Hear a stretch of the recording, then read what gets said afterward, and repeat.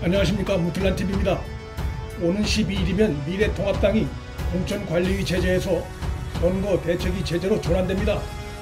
자연히 선대위원장을 누가 맡느냐에 큰 관심이 쏠릴 수밖에 없고, 현재까지 미래통합당 안팎에서 흘러나오는 내용들을 종합하면 김종인 전 의원이 유력한 것으로 보입니다. 황교안 대표가 김종인 전 의원과 이미 2차례 만났고, 또 그의 영입 문제를 미래통합당 최고위에서 논의했으며 긍정적인 반응이 많았던 것으로 전해지고 있습니다. 김종인 전 의원은 비대의원만 5번을 지낸 기록을 갖고 있어 그의 특이한 정치 이력을 둘러싼 논란이 있지만 국회 경험이 풍부한 인물인 점은 분명하고, 무엇보다 2012년 새누리당 박근혜 후보의 대선 승리에 기여했고 2016년엔 민주당의 총선 승리에 기여한 인물이어서 선거 전에 책사라는 별명이 따라붙고 있습니다.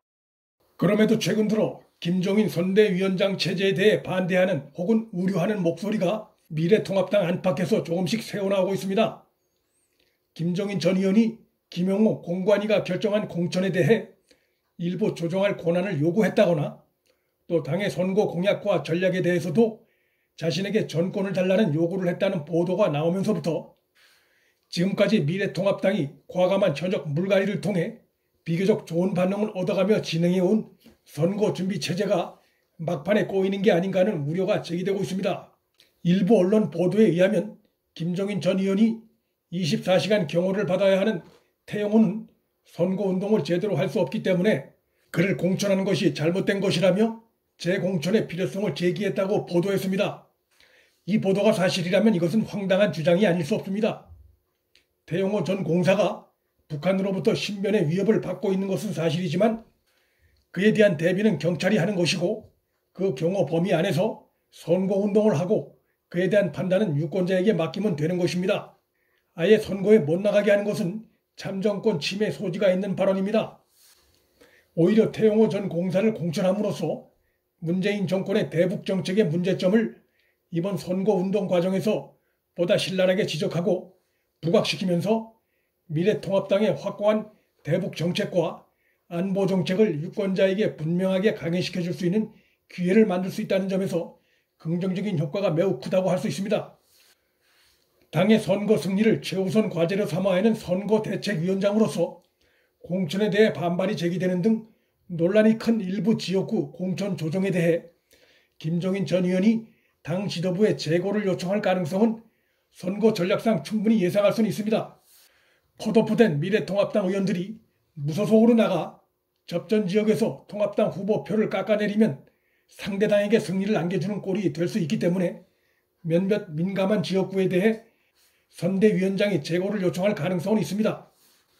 이 경우 원칙과 명분을 고수할 것이냐, 아니면 해당 지역구의 선거 승패 기준을 우선시할 것이냐는 전략적인 판단이 기다린다 할 것입니다.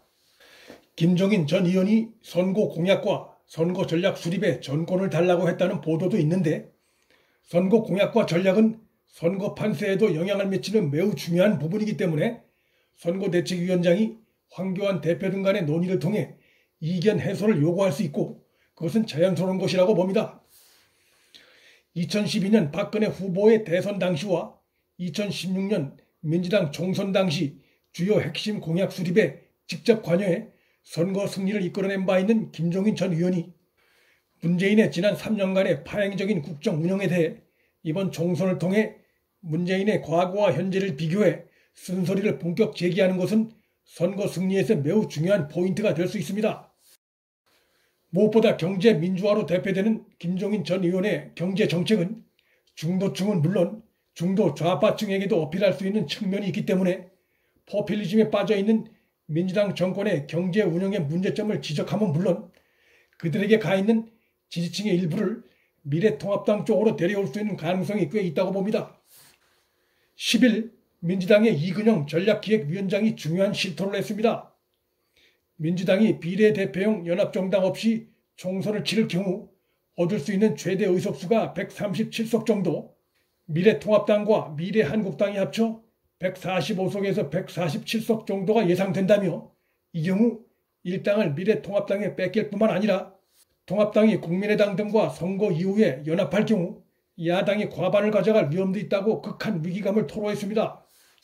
그는 또 미래한국당이 미래통합당과 선거 후에 바로 합당하지 않고 따로 교섭단체를 꾸리는 경우 고위공직자 범죄수사처 등을 할 때도 두 당이 연합해 민주당을 협공하는 상황이 우려된다고 실토했습니다.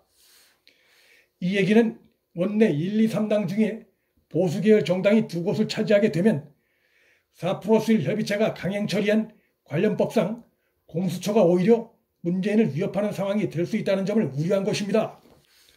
다급해진 민주당의 지금 모습은 굵직한 선거 전략은 보이지 않고 비례정당을 만들어 의석수 늘리는 얄팍한 선거공학에 올인하는 것으로 보입니다. 이런 민주당에 대해 중요한 선거에서의 승리 경험이 많고 국가정책 비전에 대한 나름의 이론을 갖고 있는 김종인 전 의원 같은 인물이 선대위원장을 맡아 대적하는 것이 선거에 도움이 될 수 있다고 봅니다. 진중권 전 교수가 10일 자신의 페이스북에서 지적한 대로 친문은 완전히 썩었다. 선거는 유권자의 마음을 사기보다 속이 들여다보이는 정치 공작으로 치르는 게 낫다고 생각하는 민주당 정권에게 문재인과 민주당의 약점을 누구보다 잘 알고 있는 김종인 카드는 이번 총선에서 꽤 여러모로 시적절한 효과가 있을 것으로 예상됩니다. 문틀란TV 여기서 마칩니다. 구독과 좋아요, 알림 설정, 방송 공유는 방송 제작에 큰 힘이 됩니다. 시청해주셔서 감사합니다.